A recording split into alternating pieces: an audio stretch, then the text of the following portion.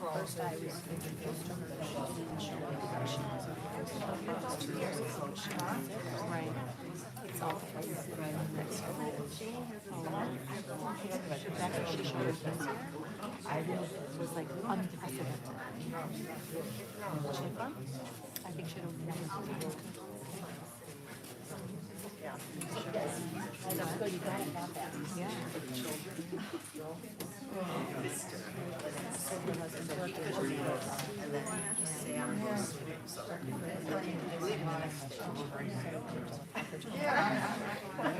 Can you imagine how people have to share her with you?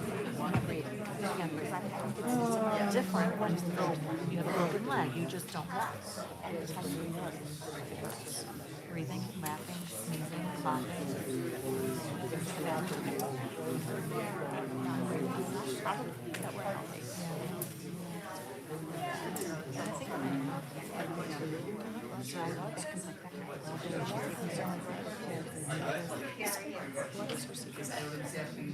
She never sat in front a day in her life.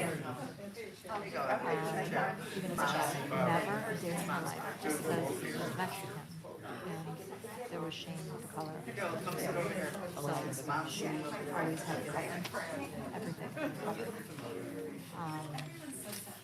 She would grow up with her mom telling her, can't be dirty, can't be dirty. Like the kids made fun of her.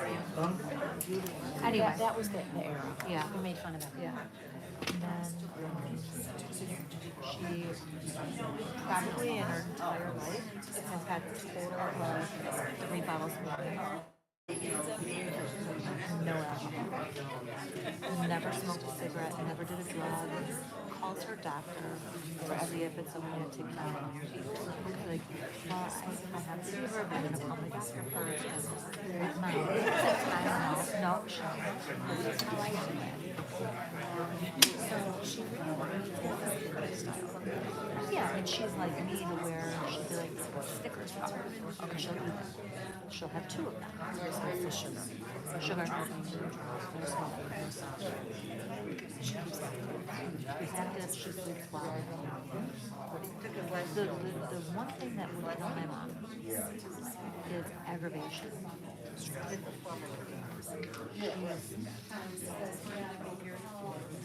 You know, she'll hold it in.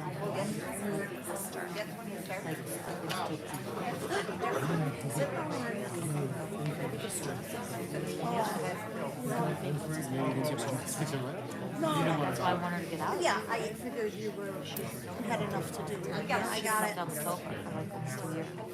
She won't sleep. The truth, she doesn't want Ralph's friends to talk bad about her. She doesn't want Ralph's family to talk bad about her. And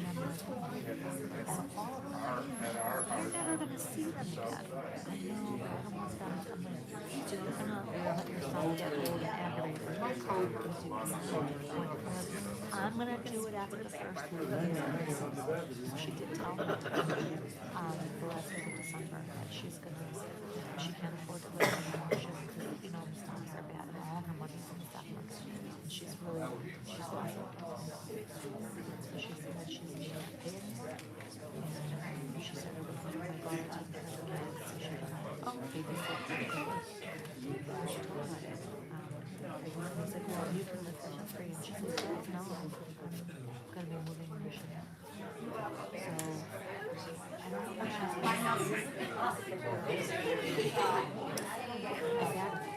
She's still She's gonna live in my supply room. In my supply room.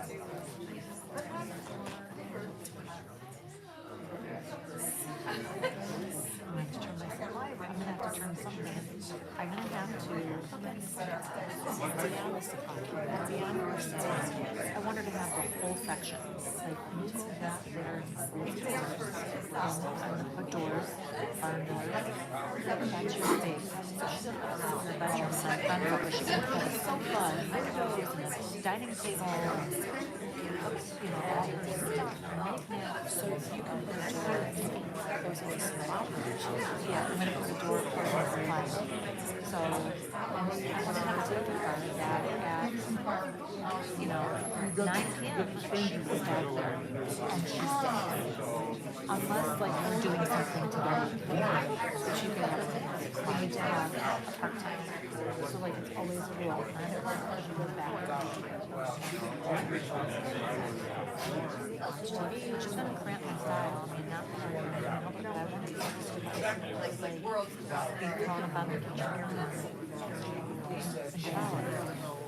Now you're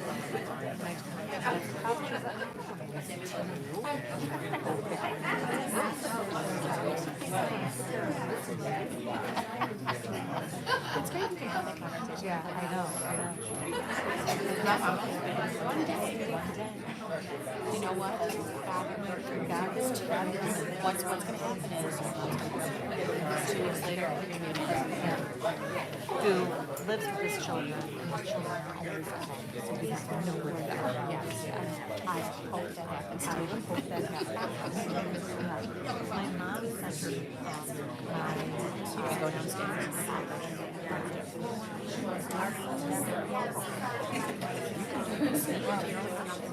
I would love for her to have that space to do it, but like I'm not saying like especially like if what happens when you're going up and down those stairs, she falls. How many people should she be able to walk up and down stairs? And to get there from the outside, like if the weather's nice, you still have to go downstairs, right? It's not. Yeah. What I wanted to do is turn the garage into a parking But lot. I cannot get water back there, so there's no way to get or oh. Well, it would be $60,000, but there's no back there. So you can't.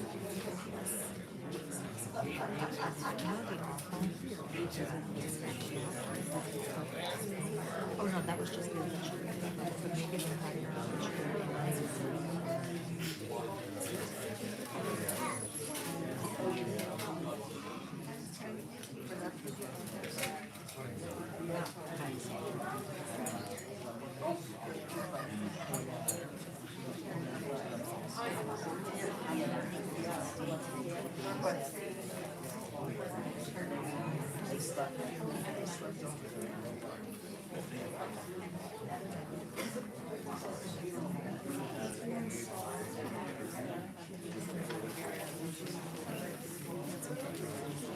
she was off.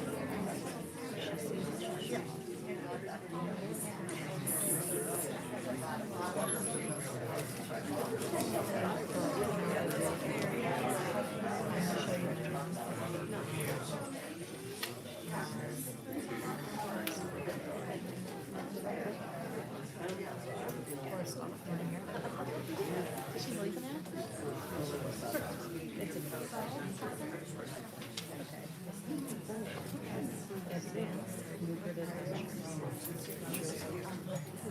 Extra benefits are great service.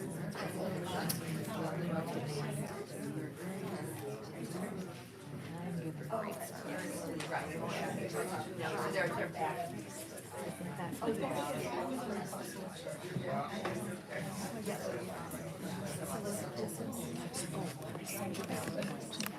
Yeah.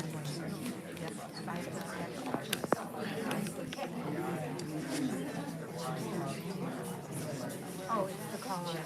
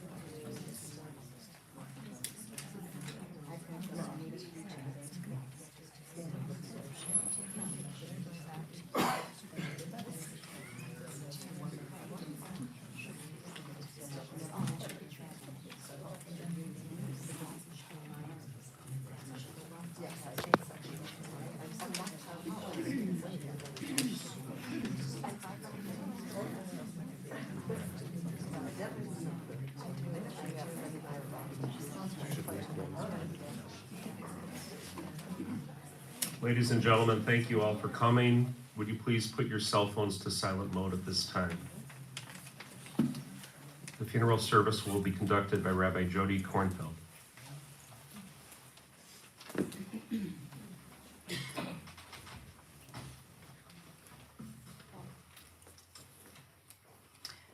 In the book of Ecclesiastes, we read, "To everything there is a season, and a time to every purpose under heaven, a time to be born and a time to die, a time to plant and a time to pluck up that which is planted, a time to kill and a time to heal, a time to break down and a time to build up, a time to weep and a time to laugh, a time to mourn and a time to dance, a time to cast away stones and a time to gather stones together, a time to embrace and a time to refrain from embracing, a time to seek and a time to lose, a time to keep and a time to cast away, a time to rend and a time to sow, a time to keep silence and a time to speak, a time to love and a time to hate, a time for war and a time for peace.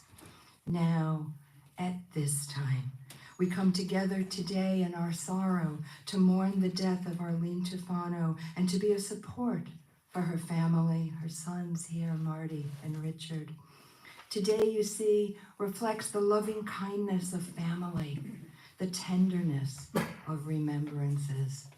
Remembering, it's such a powerful act. It's deliberate and it's active. It may bring tears, but it can also bring smiles through stories told and occasions shared. And it is through our memories that Arline will achieve the natural immortality that we all hope for. As the poet Yehuda Amichai wrote, we live in the eternity of others. We are their eternity. So we support one another. We tell stories. We may cry. We overcome our resistance to needing to be here, together, next to each other. We overcome our sadness to accept what we must.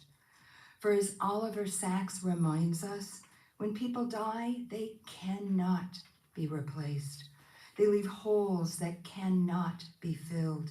For it is the fate, the genetic and neural fate of every human being to be a unique individual, to find her own path, to live her own life, to die her own death. So you can shed tears that she is gone, or you can smile because she has lived. You can close your eyes and pray that she'll come back, or you can open your eyes and see all that she has left. Your heart can be empty because you cannot see her, or it can be full of the love that you shared. You can turn your back on tomorrow and live yesterday, or you can be happy for tomorrow because of yesterday. You can remember her and only that she is gone, or you can cherish her memory and let it live on.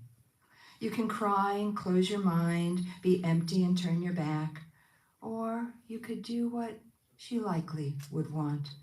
Open your eyes, laugh, love, and press on. To the living, death is a wound. Its name is grief. Its companion is loneliness. Whenever it comes, whatever its guise, even when there are no tears, death is a wound.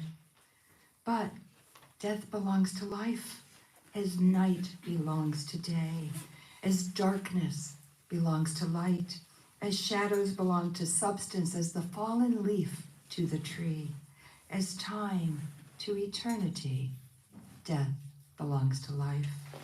It is not our purpose to live forever. It is only our purpose to live. It is no added merit that a person lives long. It is only of merit that one's life is good. Rabbi Rami Shapiro has written so poetically, life and death, a twisted vine sharing a single root, a water bright green stretching to top a twisted yellow only to wither itself as another green unfolds overhead. One leaf atop another, yet under the next, a vibrant tapestry of arcs and falls, all in the act of becoming. Death is the passing of life, and life is the stringing together of so many little passings. Ledah hi reshit, birth, is a beginning. Uftira la tachlit, and death is a destination. V'chayim k'masa chayim, but life is a journey. Aliyah Kedoshah, a sacred pilgrimage. Shalav achar shalav, made stage by stage. Mileda liftira, from birth to death. Rabbi Chaim Stern reminds us, it is a fearful thing to love what death can touch. A fearful thing to love, to hope, to dream, to be, and to lose. 'Tis a human thing, love, a holy thing, to love what death has touched. In just a few minutes, you all will have the opportunity to hear from the people who knew Arline best and who can share deeply personal memories, two lifelong friends from the time the three of them were in grade school, her cousin and second cousins, and of course, her sons. But please, permit me the opportunity to offer what I have learned about Arline in the days since her death, to set the stage, if you will. By all accounts, she was a warm, kind, and sweet woman, characteristics all too often in short supply in our world. And I must say, I consider it my loss not to have known her in life. Her story begins in Chicago in 1943 with Mina and Louis Greenberg. But that story is best told by her own mother, Mina, in her autobiography, rich in details about that world. She wrote, "When I was pregnant with Arline, we moved to a 5-room apartment at 639 Cornelia between Broadway and Lakeshore Drive." Important details. We sublet from Isabel and Al Stein, who moved to Memphis. The rent was $37.50 a month. Apartments were scarce and people paid up to $1,000 under the table to find one. Then, on November 29th, 1943, Arline Sue Greenberg was born. She was named after her great-grandfather Abraham and her paternal great-grandfather Simon. Now, I will add to that autobiography that Arline was the middle child to her older brother David, and at that point, an as yet unborn younger sister, Dina. Mina continued to relate stories about, shall we say, a rambunctious little Arline. As a small child, she wrote, Arline was always getting into mischief. She tried to put hairpins in electric sockets, put her hand on the hot iron, and kept getting out of bed at night. One time, Mina confesses, she writes, I even gently tied her to the bed with loose sashes, but removed it as soon as she fell asleep. I was so worried there would be a fire, but was trying anything I could think of to get her to stop getting out of bed. Indeed, that mischievous little girl eventually grew into a lovely woman who would do anything for a friend and offer a smile to a stranger. Marty shared with me that Arline was a shoe model in high school, as her feet were so small, size 4.5, and they were perfect for modeling. Imagine that, a shoe model. Quite a niche job for a teenager. And added to that, she was also captain of the cheerleading squad. As an adult, Arline married and divorced, and importantly, raised 2 sons, Richard and Marty. She worked as the manager of the Village School of Folk Music in the early 70s and 80s, and then became a personal banker, a job she held for over 15 years. And finally, she worked at the Buffalo Grove Park District before retiring. Marty shared that Arline was the most positive person he's ever known. She never had a bad word to say about anyone and found pleasure in simple things like needlepoint, baking, and going for walks. Friends made were lifelong, including from grade school and high school. Her friend Gail Levine graciously shared with me that from their very first meeting, they developed a very special friendship. Their birthdays, you see, were only 2 days apart, and so they always celebrated them together every year with lunch at Jolene's. She added, I am very fortunate to have had Arline as my dear, sweet friend. Now, lest you think I've left something really important out, I haven't, because I cannot fail to include the love story of her life. She married Nicholas Tufano, and their marriage lasted over 30 years, ending only with his death in January 2019. From Arline and Nick came a blended family of her children and stepchildren, and eventually grandchildren and step-grandchildren. Her grandchildren were her joy. In the days following her death, messages of support for Marty poured in after he posted the news on Facebook. And though these were each written by different people, really at different moments, the messages were the same. A warm and kind person, incredibly kind when working at the bank, always so nice, a lovely woman and kind person. I remember her smile and her open willingness to put up with our foolish boyhood antics. She was a great woman, so loving, always so sweet, such a special person. She was the greatest, wonderful, one of the sweetest people I've ever met. All by different people, yet all saying the same thing. What a remarkable legacy she leaves.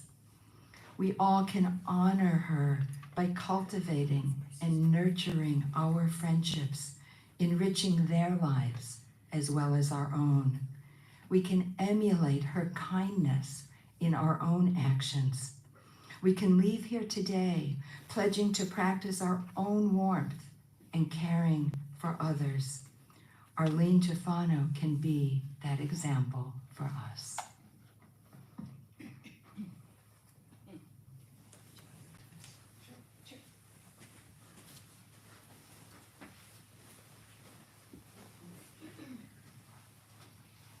Morning. We only rehearsed this once and yesterday, and rehearsed is a very loose word. I think, read that in a second. Always known Mom was a shoe model. It was something she did well into the 70s, our childhood. And when you look in the mirror, especially when it passes, you kind of reflect what you got from your parents and the pictures of grandparents. I have nice feet, but I will not take my shoes off to show you that fact.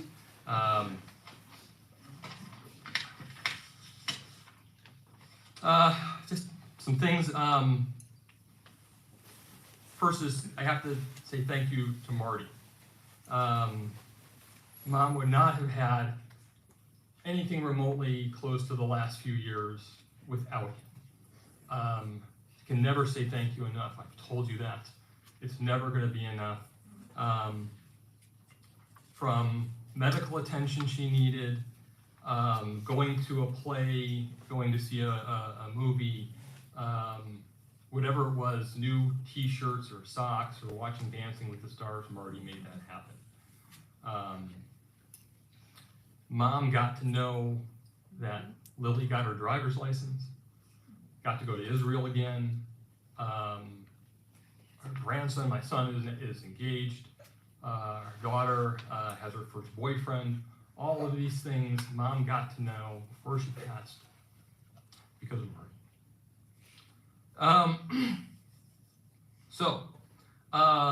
The next little section is called Murphy.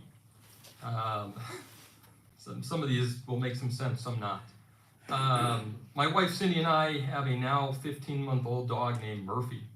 Murphy's a black lab, and if you know labs, they eventually become the best dogs ever. But until then, they're energetic lunatics. This is our third one, and after the first two, you'd think we'd know better. But this one is testing us as no part of our yard has remained unscathed, undug, or unshredded. A few months ago, over the summer, I was talking to Mom, just normal conversation, kids, life, work, things that she was doing, and of course about this lunatic dog named Murphy. She was listening quietly, and after finishing telling her how he liked to play a game called Uncover the Tree Roots, or his other favorite game, Dig in the Garden, we were really struggling with him. Again, Labrador puppies are a whole nother thing. I told my wife, I said, the next time we reach our mid-50s and one of us suggests getting a dog, the other needs to slap that right out of us. After telling her all these challenges, I knew Mom was sitting in her wheelchair. We had a camera in the room so I could kind of watch as we were talking. I live in Washington State. She very quiet. There wasn't even a pause, but just a little bit. And she kind of, I could tell her, just because like watching it on the camera, she kind of leans into the phone a little bit. She goes, "I think it's you." And here's Mom, again, essentially confined to a wheelchair, her illnesses, ailments, but at the moment sharp and giving me crap about basically quit whining about a little thing like a dog that's just being a dog. Only her mom could humble her son by telling him that he had just gotten old. Next one is chocolate chip cookies. I don't recall much of Mom's cooking. A few things I know I didn't like that she made, like potato pancakes or anything with hamburger helper, which were very prevalent in our house. However, she did like to bake, and her most remembered thing was chocolate chip cookies. I don't think her recipe was anything other than what was printed on the Nestle Toll House bag, but they were special. I don't know if it was our oven or she timed them differently, but they were always just, and I mean like just very slightly burnt, but not in a bad way. Like if 15 minutes was perfect, they were 15:01. And I don't know how that worked all the time. She made them so the outer crust caramelized just enough to give them a crispiness while the inside was, of course, still chewy. My friend Jim once wrote to her a letter, no email or texting back in the day. He wrote her a letter while he was at college at U of I, asking if she'd send him some cookies, which of course she was thrilled to do. The next one is Nick. Not a eulogy to Nick, but she's being interned with Nick. Although Nick was many things to many people over the course of his life, he was more than my stepdad, more than my mom's husband. He was my friend.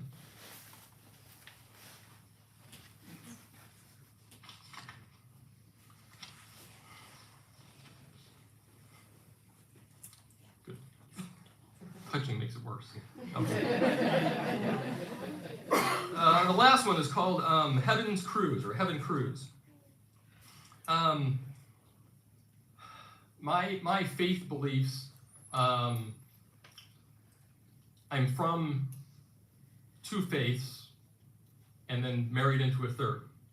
So kind of wasn't formally trained in any of them, which leaves me basically free to pick and choose what seems to work best. I have this belief that heaven is unique for each of us, meaning that although it's shared, we each get to perceive it in our own way. My heaven, for example, is a state-of-the-art gym, but with a chocolate buffet next to a table with Gino's Pizza, fried chicken, and Twizzlers. All of things which I'm not eating at the moment, except the Gino's. We're having that for lunch tomorrow. And of course, there's the shooting range where the folks who don't get to go to heaven have to pick up the empty shell casings and clean the guns at the end of the day. Those are the people that I have arrested. Mom's heaven does not include a gun range. Mom's heaven is a cruise ship that never gets farther out to sea than one could safely dog paddle to shore, where the temperature is always between 78 and 82 with a light breeze, except at night when it might get down to 70, not cold of course, but just cool enough to maybe need a nice little sweater. On cruise ships, there are nice clothing stores, but of course Mom loves to shop at the thrift shops. So on board her Heaven Cruise, all the stores are thrift shops, but they only sell from the finest brands. The other shops they have are of course shoe stores, where regardless of the shoe styles, they only have them in size 4 and are always in stock. Being that this is Mom's heaven, Nick is of course with her, and he's both happy and enthusiastic to be there.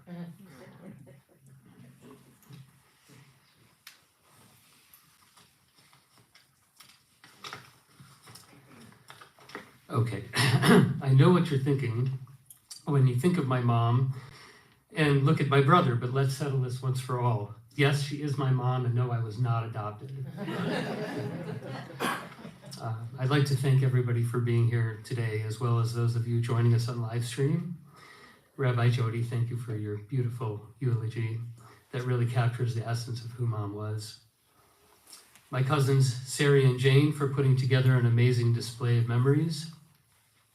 Our out-of-town guests for traveling all this way to be here today to celebrate the life of our mother. I want to give a special thanks to Arlene's friends Rita Brandt and Donna Piquet, who remained especially close to Arlene during these last few years and have been there for me as well. I've forged some very special friendships and learned so much that I never knew about Mom through your friendships with her. I'd also like to thank my brother for being there for me, even if just to listen or be a voice of reason during these past 4 years. If you were fortunate enough to know our mom, you quickly realize that she was genuinely the most positive person you'd ever met. She was happy to see you and interested in getting to know everything about you. She was a true people person. She'd never forget a name or a face. One of the gauges of a person's character can be measured in their friendships. Arline had friends from every part of her life, including those that go all the way back to grade school. Whether you were family, knew her from school, school or Brownies, our neighborhood in Glenview, from her time working as manager at the Village School of Folk Music, NBD Bank, Bank of Glenbrook, or the Buffalo Grove Park District, she treated everyone the same. I never saw her get angry. You couldn't win an argument against her. She wouldn't participate. As a mother, she did everything moms are supposed to do, that most kids take for granted. She was a source of comfort for my every bruise, cut, or sprained finger. She was steadfast in her support for me. When I was sick at age 9, she was there for me every single day. She never missed a play, variety show, Little League game, or parents' weekend at the college. She allowed me to make my own choices in life and supported me unconditionally. Now that I have a child of my own, I've come to appreciate that parenting is not always easy. Mom was a natural. For Arline, family was everything. She brought us together and, by example, taught us the importance of family. She was especially close with her sister Dina, my aunt, and our grandmother. But what she was most proud of was her grandkids. She'd brag, share every picture, and alert her friends to every minute detail of Justin's, Allison's, or Lily's accomplishments, however inconsequential they were. All she wanted to do was spoil them, and she succeeded. In the last few years of her life, she faced the challenges of Parkinson's disease with absolute dignity. She never complained about her condition, not once.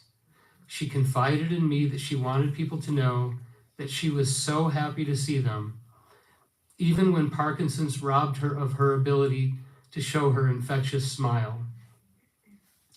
She still enjoyed seeing musicals, movies, watching her favorite TV show Dancing with the Stars, and singing along with her favorite songs during activity times.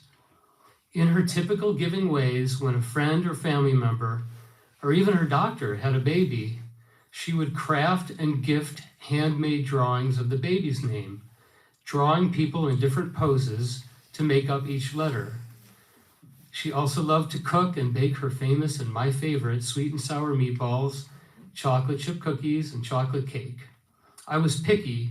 I didn't like so many chips, and I wasn't a frosting guy, so she would make a special batch just for me. Once again, she wanted to do these things for you, to make you happy.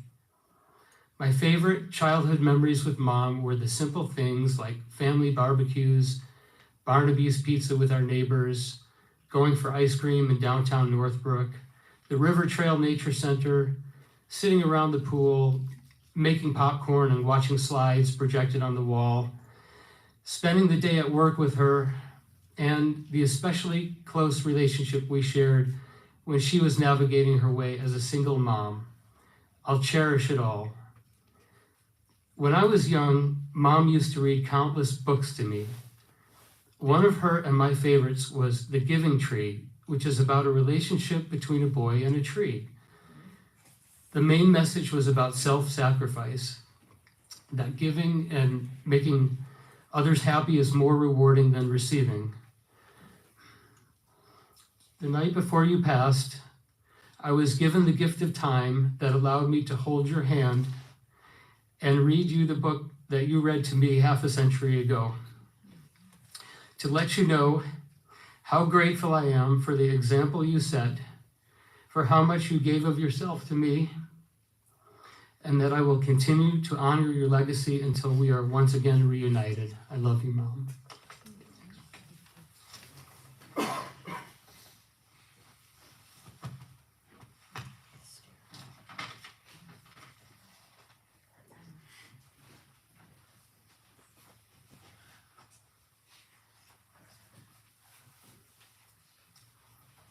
I would like to ask that Brian Carson step up, and then after that, Ava, Sari, and Jane Zimbler and Evan, and then Donna Piquet and Rita Brandt.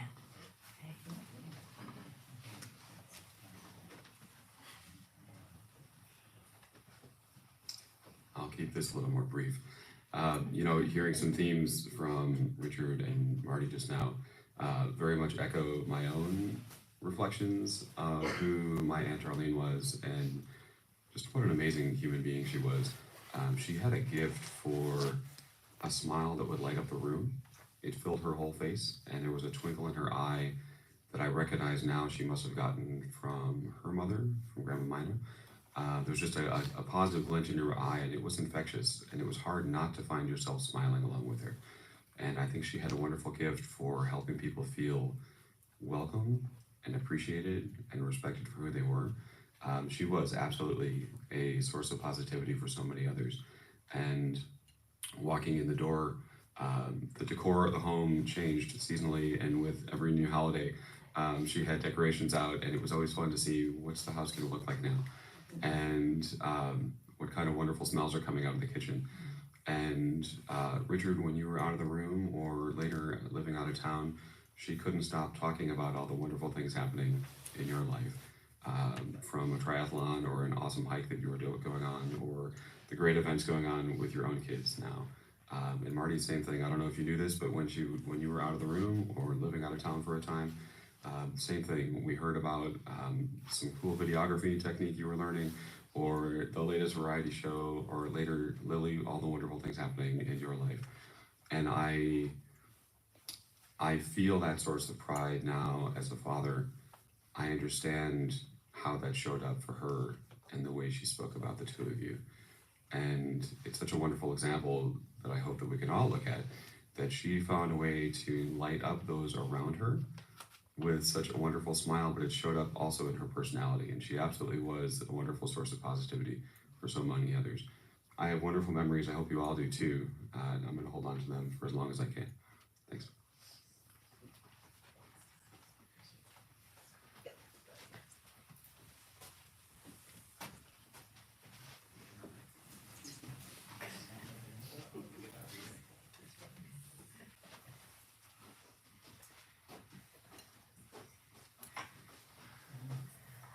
I have to tell you, this is extremely unusual.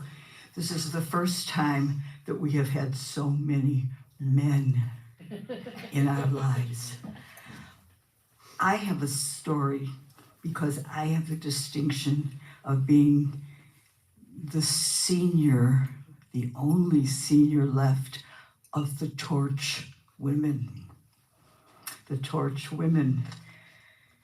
And Annie and Kitty, my mother Bertie, my cousin Judy, my cousin, who's this? My cousin, of course, Mina, my sister Kayla, and my cousin Dina.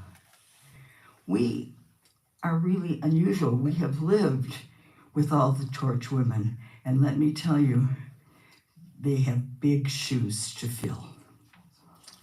I don't mean to be a little pun here, but Arline did fill those shoes.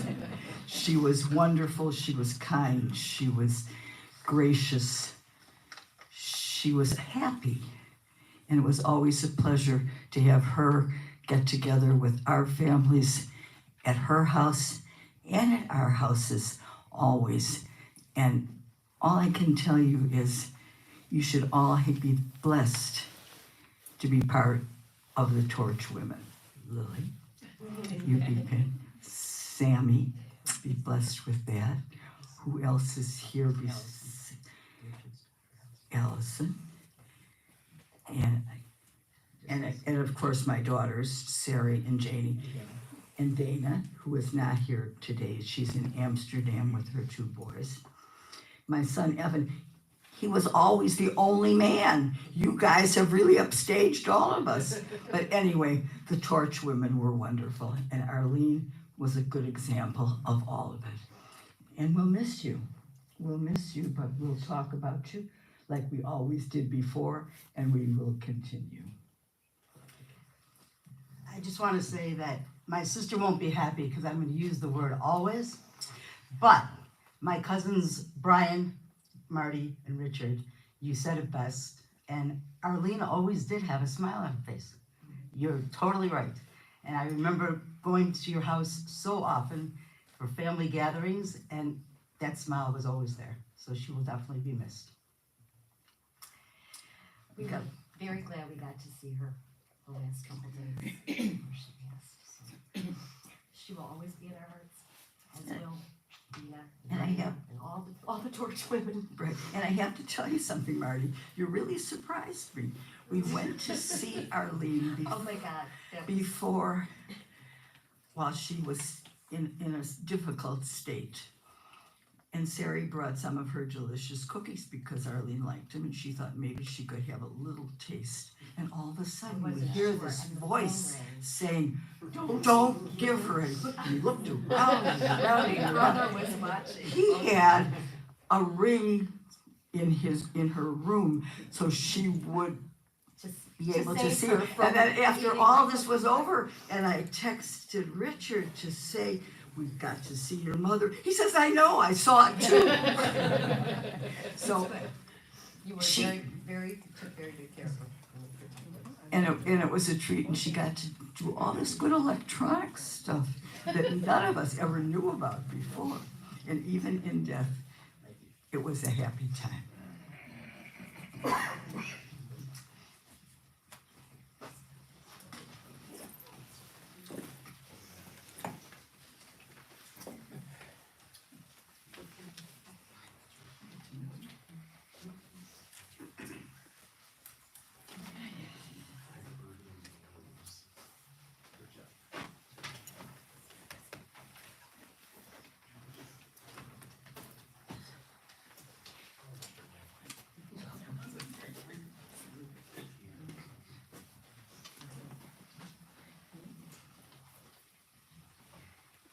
Hi, I'm Dana.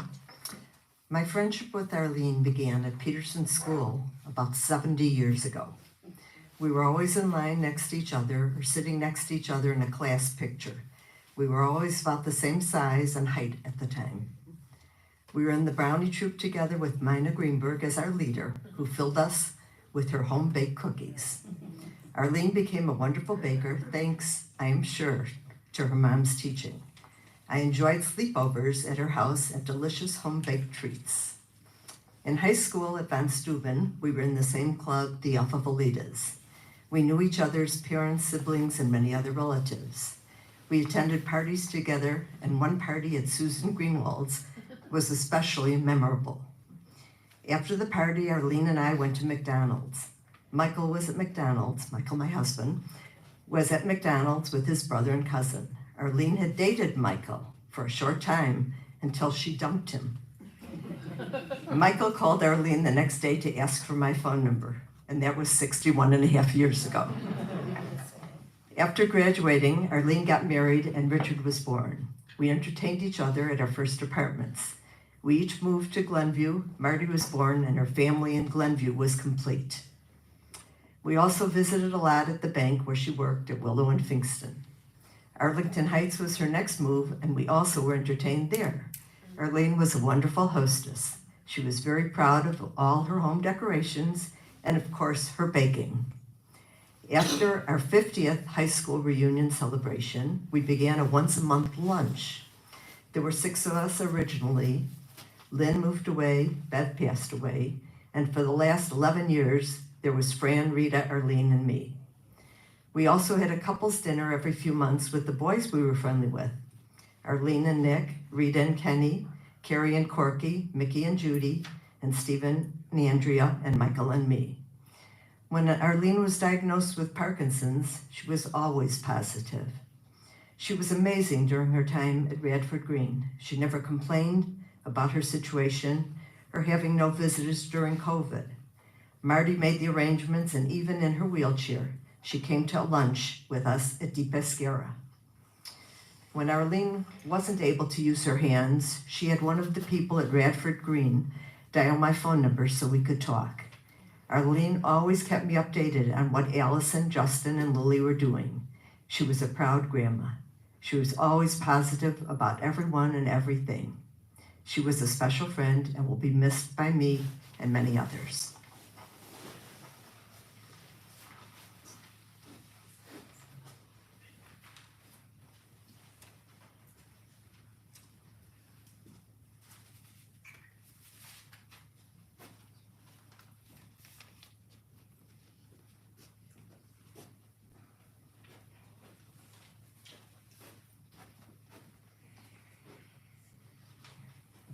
Good morning, Rita Brandt.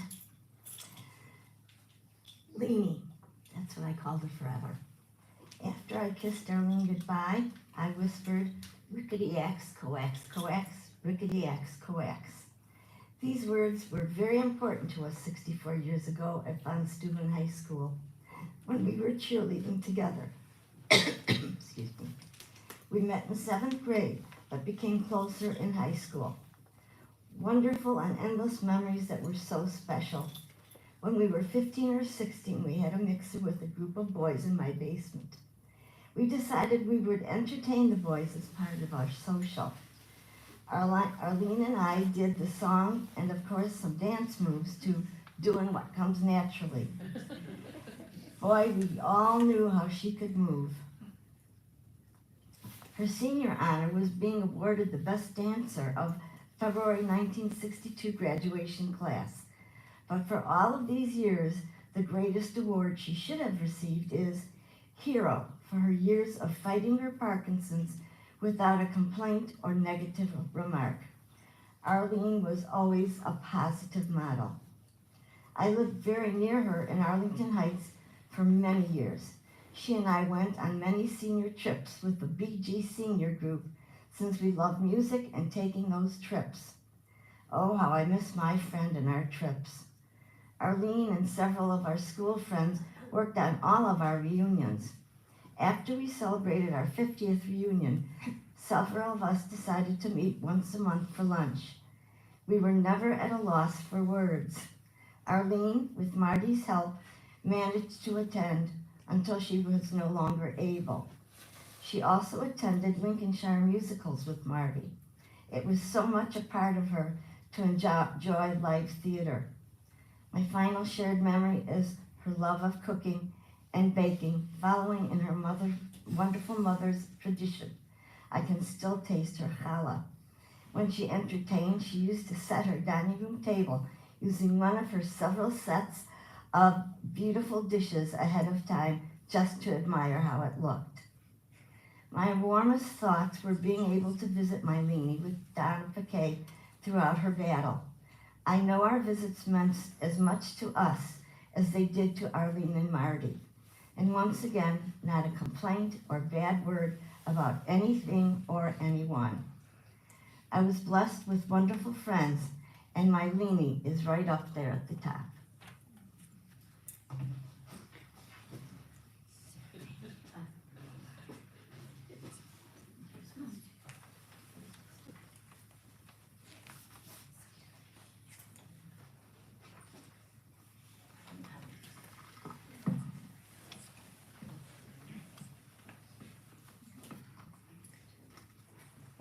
In the rising of the sun and in its going down, we will remember her.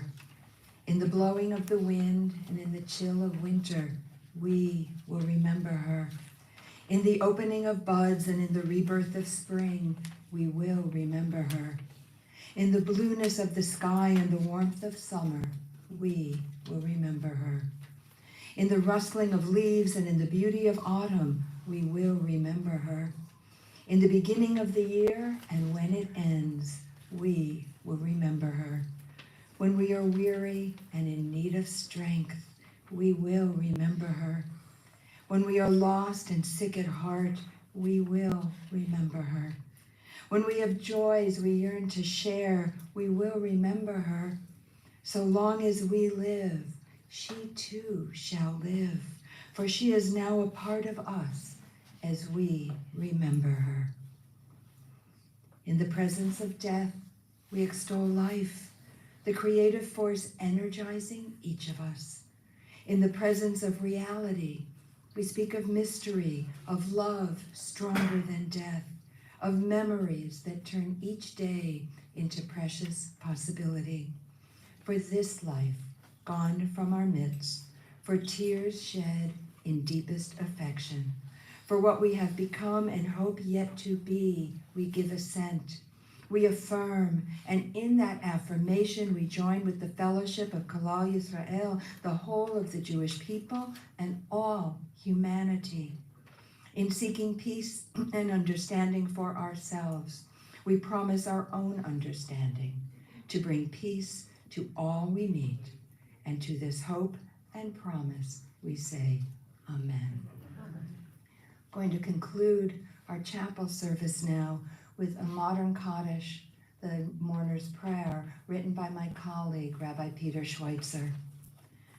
May the glory of life be extolled, l'chaim, to life.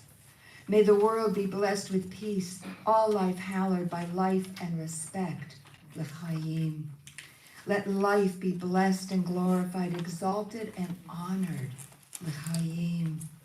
Though beyond praises, songs, and adorations we may utter, let life be celebrated, l'chaim. For us, for all Israel, may the promise and the gift of life come true, l'chaim. May peace embrace all of us, all Israel and all the world. May peace be granted to us, we who mourn, and be a comfort to all who are bereaved. And let us say, l'chaim, to life. Amen.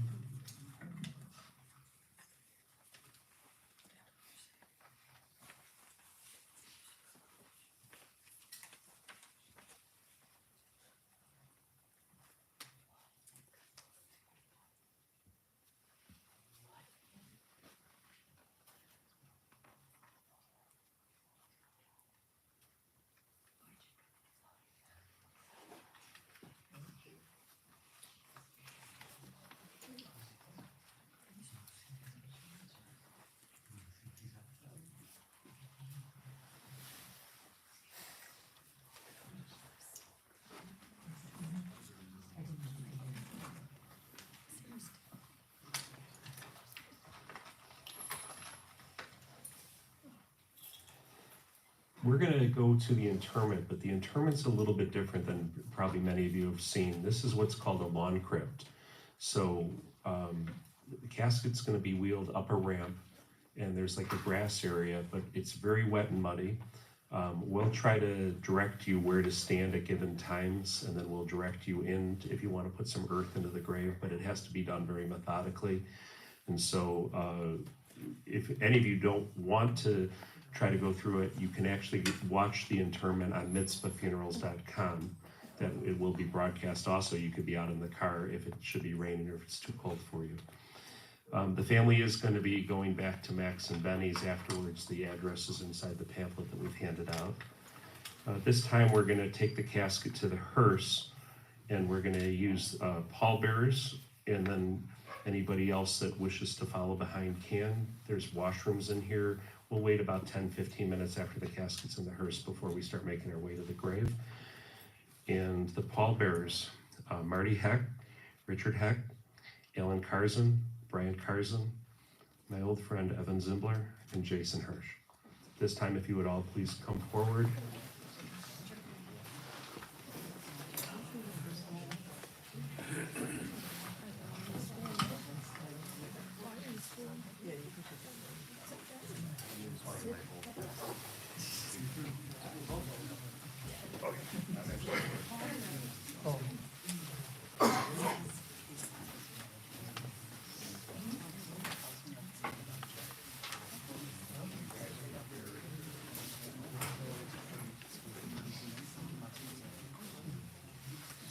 I have half of you, 3 of you on this side?